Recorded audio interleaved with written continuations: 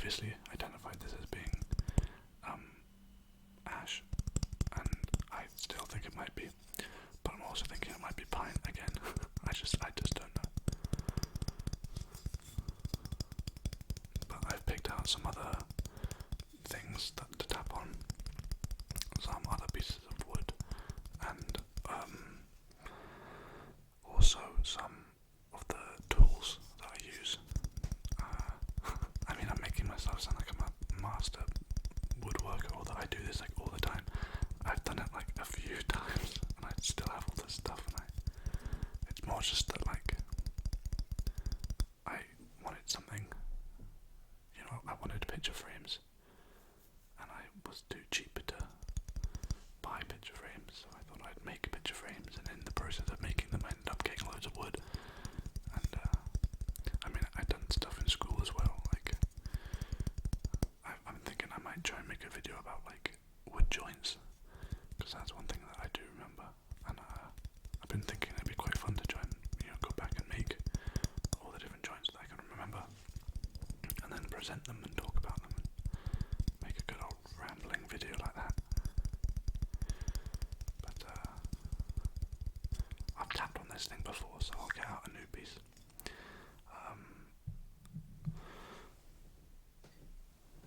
When I got the wood to make the picture frames, I just got lots of very long planks of 2x4. I have them up here actually. They I'd say that's about maybe 7.5 foot. Yeah, they're probably close to 8 foot maybe. So they're very long planks. And I bought, I think, about 12 of them. And they're 2x4, so they have that kind of dimension. And I bought them from a wood supplier that's a few blocks away from me. I think the wood supplier tends to only sell to like major companies, so people, people that work in construction and things like that. And they weren't. I mean, I was like a kid at the time, and I rocked up on my bike and was like, "Hey, I want to buy loads of wood," and they were like, "Okay." And they're not used to selling in such small amounts. Like 12 planks was like the smallest I could sell. I could get it. But afterwards they were like, "Are you gonna drive out of here?" And I was like, "No, I've not got a car."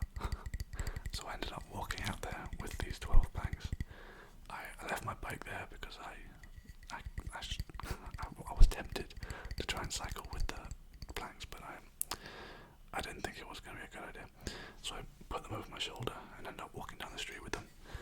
And yeah, it was a real slapstick walk back, because it's very hard to it's genuinely hard to navigate. Like if you have them here, so like you're resting half of in the midpoint of the plank, and you're walking down like a semi-busy street.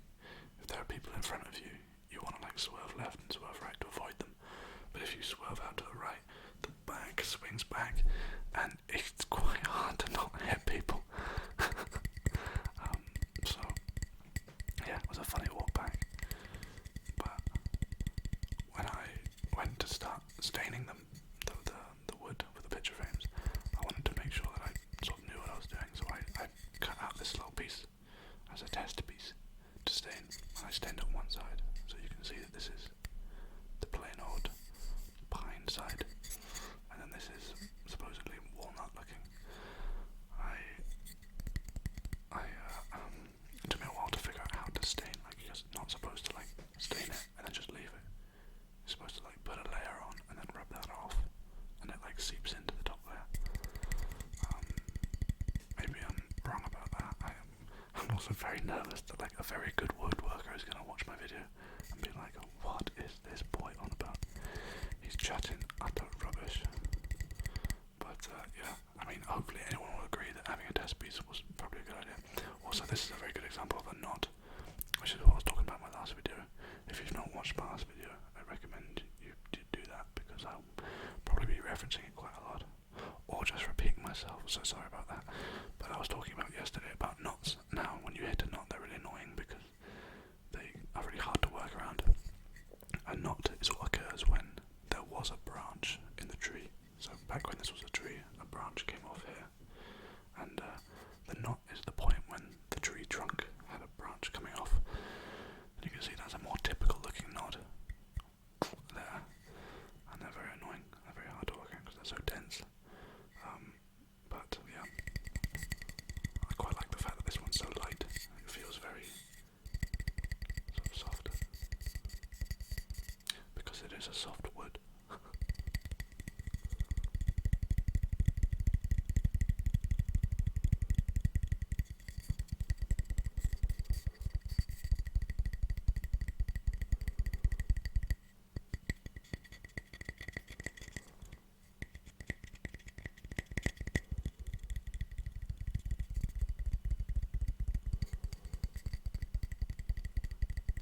I did spend a while this time trying to think of what to make this video about, and I always come up with different ideas.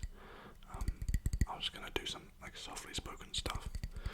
I was even going to do a book reading, and then I remembered that copyright exists. Yeah, so I thought, wood, that's all I know.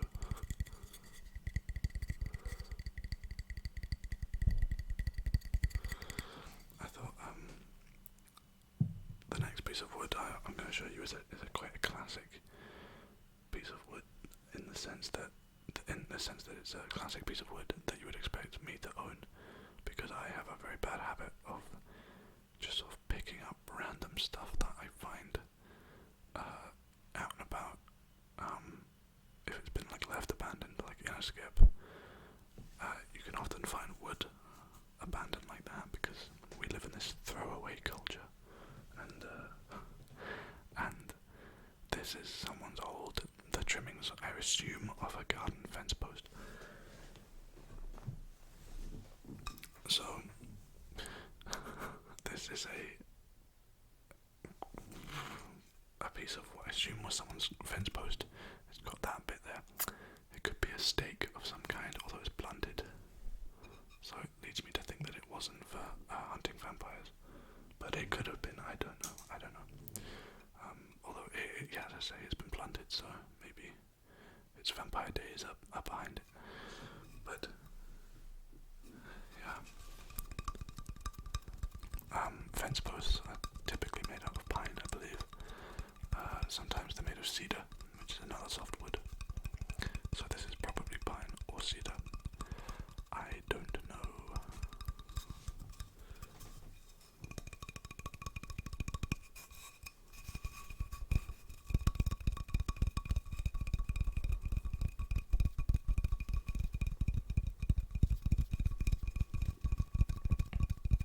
I talked yesterday about how you have softwood and you have hardwood. Softwood is things like pine and cedar, and then hardwood is things like oak and mahogany. And what makes these things different is the different types of trees.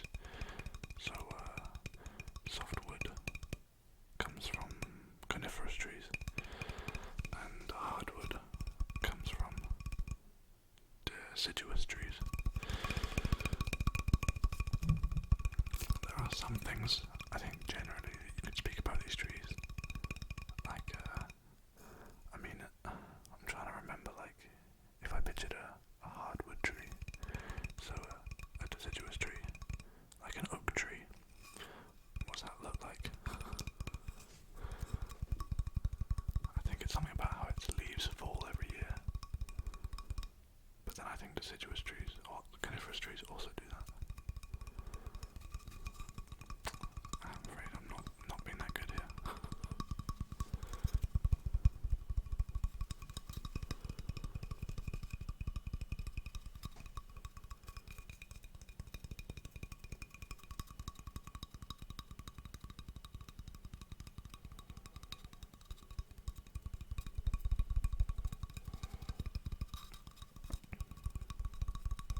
But yeah, if I'm trying to be educational, oak is a hardwood, and hardwoods come from deciduous trees.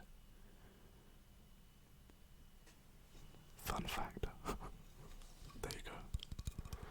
as a takeaway.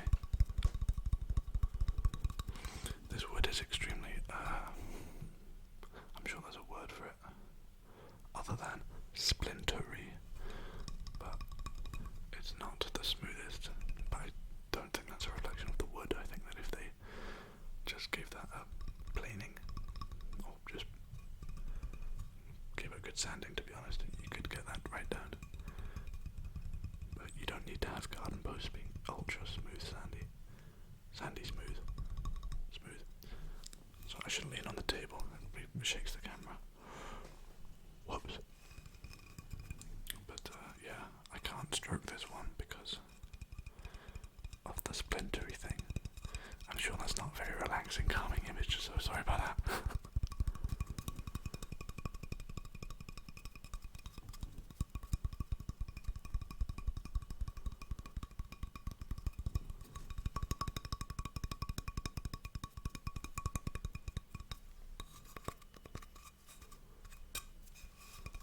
I quite like this way of tapping, where you like... I'm trying to think if there's any type of food that you would eat like this. I can't help but think of like a baguette or like a Subway sandwich, but like, who would eat their Subway sandwich like this?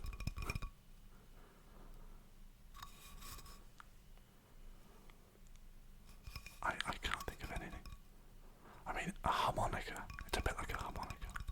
Obviously you don't eat a harmonica, but this is how you would.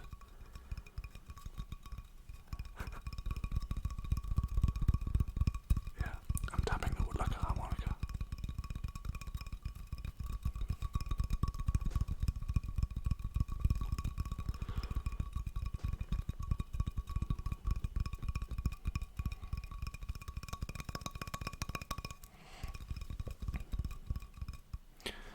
Alright.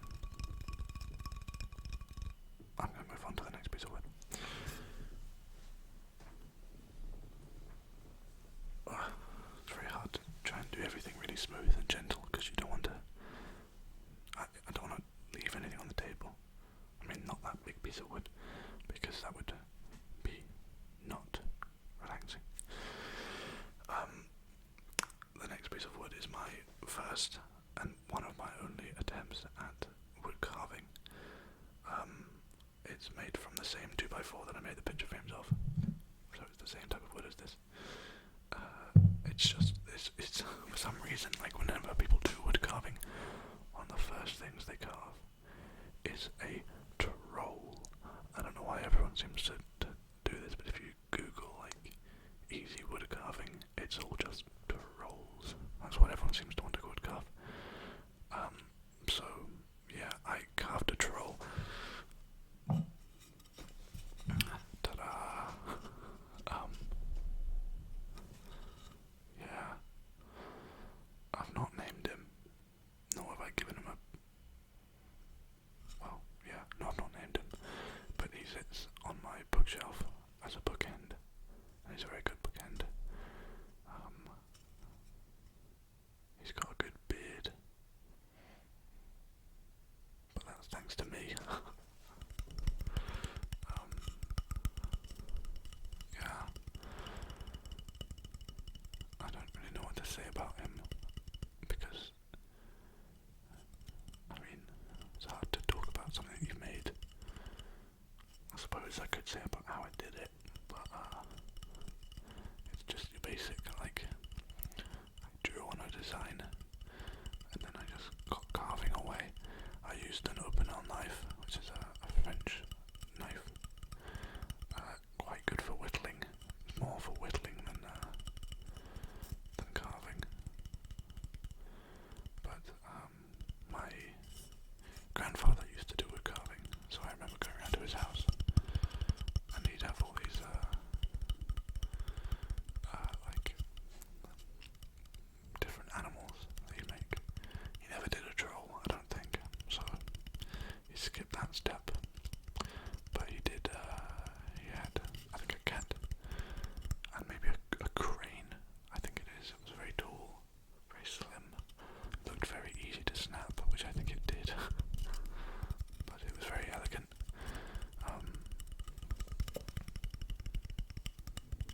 parents' house, I did this one by hand, but I also own a Dremel, which is like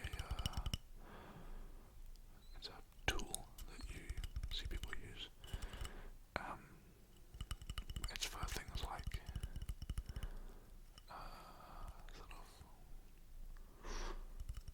carving is a common use for one, but it looks like it's like a drill sort of thing.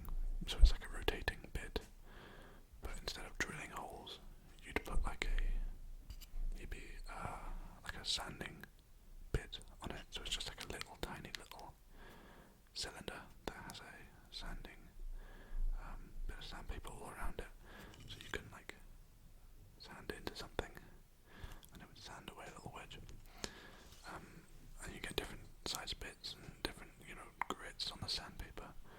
You can also put like a little polishing wheel if you wanted to polish some metal or something. So it's like a small scale way of doing things that ordinarily require bigger bits of kit.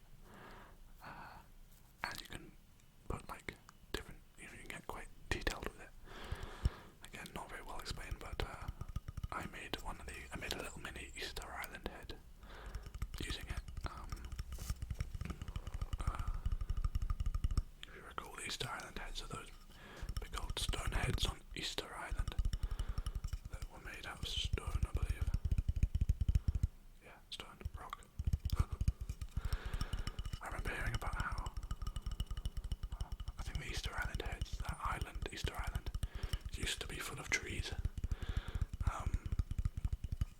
But to move all the Easter Island heads, they chopped down the trees and would do that rolling technique where you'd roll the logs to move the heads. And in the end, they made as many heads as they could make for the many trees that they had. And eventually, they couldn't make any more heads because they didn't have any more trees to move the heads. I think that's what I heard. I mean, don't fact check me on that one, but if you look at Easter Island, there's not a lot of trees. And as the story goes, it's because they were all dug up. But I made one of those heads, just a small one, wood carving. I'm sure I just cut that bit. It's because I accidentally just knocked a piece of wood over. It was quite loud. And I'm sure not very relaxing, so yeah. I've just added a bit of work for myself to do in the edit, but sorry for the cut. I was saying I made the Easter Island head, but I made it 3-dimensionally, so from all sides. And that kind of carving was just beyond me for my very basic level, so I used a Dremel. And using like electrical tools is always frowned upon in the woodworking world, I think. Not always, but the real Puritans tend to stick to your old basic chisel. So yeah, not the most impressive, but I am very proud of it. It stands in my parents' house on their bookshelf next to some of the stuff my grandfather made. My thing looking a lot worse than his stuff, but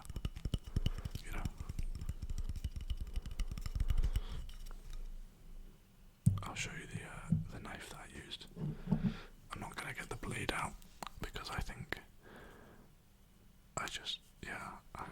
I've seen other people like do carving stuff with blades, and I can't like watch it, and I don't find it relaxing because they often like break a lot of the basic rules of carving. Like, I mean, one of the most like common ideas for carving, like a fundamental, is like, if the blade is gonna slip,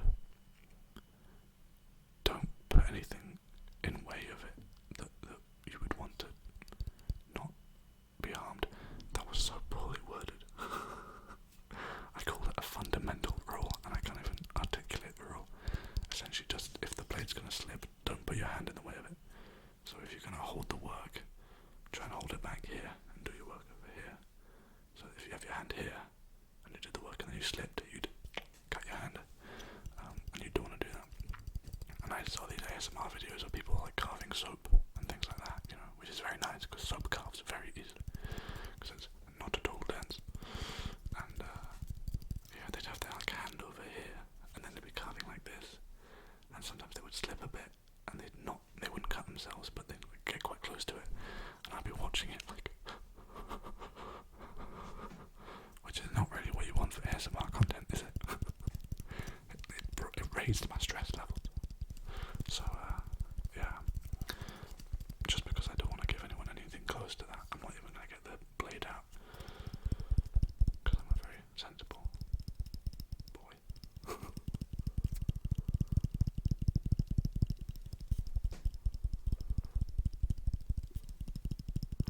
I think I might try and make a video soon of like fast tapping, where I try and tap as fast as I can, which is going to be difficult because some people out there can tap pretty fast. So, yeah, we'll see.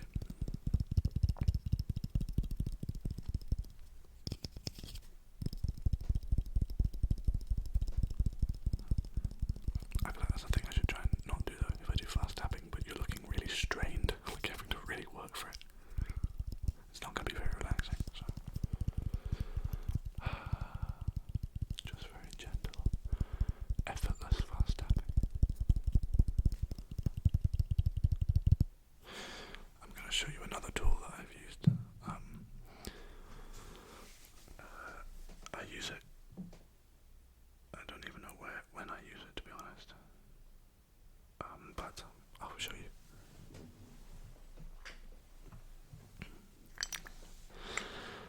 This is a hand drill. It's not the same as a power drill because it doesn't use any power from electricity. It just uses pure human power. This was my uncle's. He worked in a school as a tech teacher, and he had access to a lot of these tools, so that's where I got a lot of mine from. So this has seen quite a few classroom days, so presumably a lot of this like beat up, you know, looking well worn. That comes from kids being kids, but I love it. I think it's fantastic. It feels so like it's just a classic tool. And it's got a nice sort of rattle to it. I took the drill bit out. So ordinarily there'd be a drill bit in here, and you'd give it a crank, and this would spin. I took the drill bit out for the same reason I didn't get the blade out, just because I thought it looked quite menacing when I got it out and I had the drill bit in. And that's the kind of thing that I don't think isn't relaxing. But I'm gonna give it a crank because it has quite a nice like purr to it, I think. So I hope you like it, and yeah, I hope it's not too intimidating.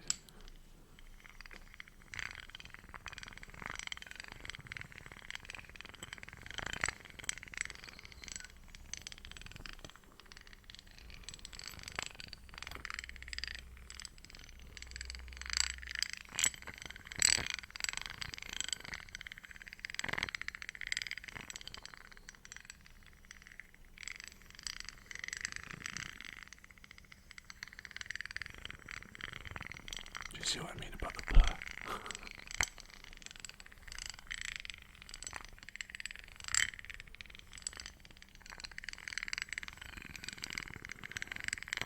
That's such a basic gear mechanism there that's translating this rotational movement into another rotational movement. That's so annoying. I've already forgotten what type of gear that is.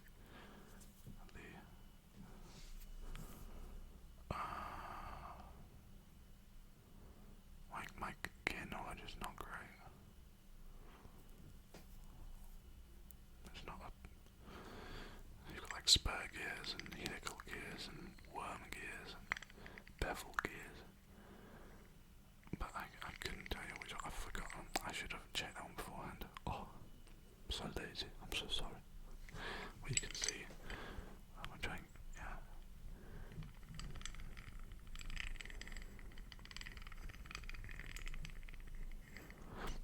So there's a gear on the inside. So this is the main shaft. And then there's a gear down here and a gear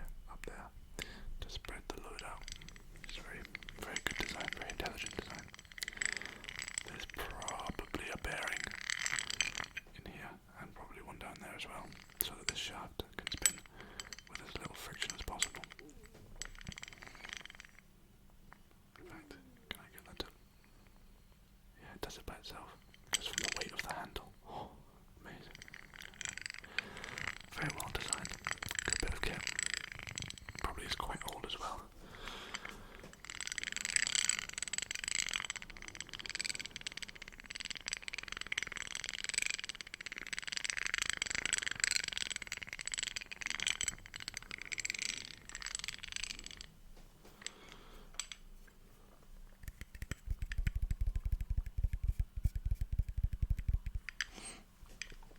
It says wall cast clipper made in England. Don't know why I said it like that. England. England.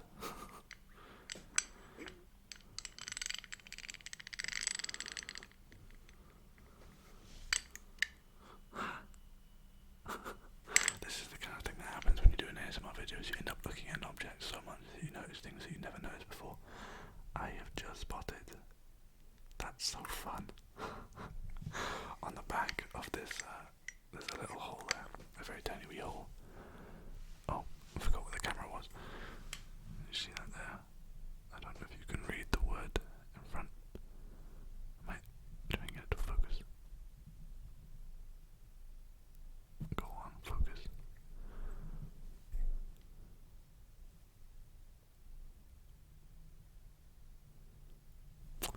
Nope, not gonna happen. Sorry about that one. Very unprofessional. Well, it says the word oil. So I assume that this is where you're supposed to oil up the gears. The fact that I've just noticed that means that I've clearly never done it. But yeah, that's amazing. Oh, that's so good.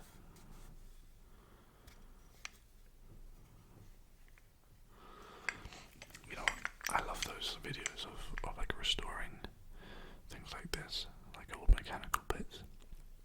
And I think I've actually seen someone restoring something very much like this. But I wouldn't want to restore this because I just love it. It's like, you know, I feel like it looks like it's lived a life, you know. And things that have lived a life like this one, I just think they're perfect the way they are. Restoring something that's broken, that I can understand. But I use this thing, I think I use it to, I've done a few dowel joints in my time. So a dowel joint is just a very simple joint where you'd, let's say, I might have done it in one of my picture frames actually. So it's like, you'd, if I wanted to, for example, dowel joint together my sample piece of wood and my wood carving.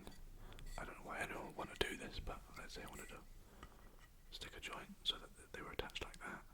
Maybe if I wanted to like make a more stable stand for it or something like that.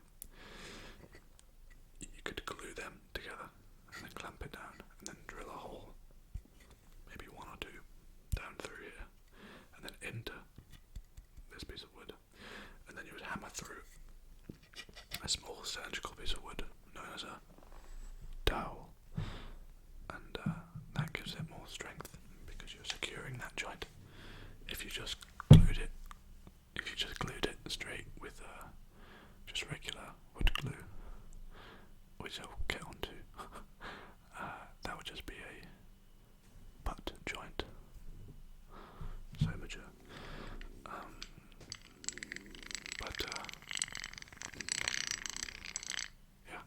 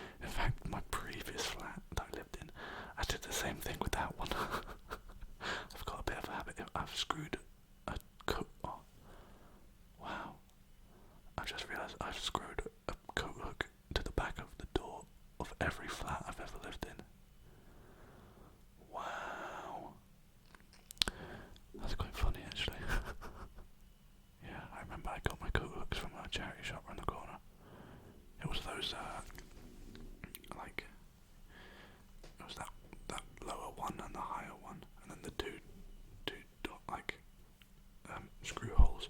You know the one I always see people joking that it looks like an octopus wanting a fight. That's the fun. So that's what I've used this for. I've used it for some other things here and there. Just like I once drilled a hole in a water bottle, but that's another story.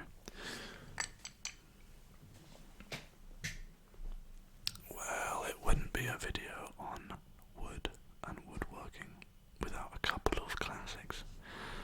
I'm sorry, I gotta do it. It's the wood glue, the wood adhesive. I might actually read this pot now, since I've been tapping on it for the past 3 days.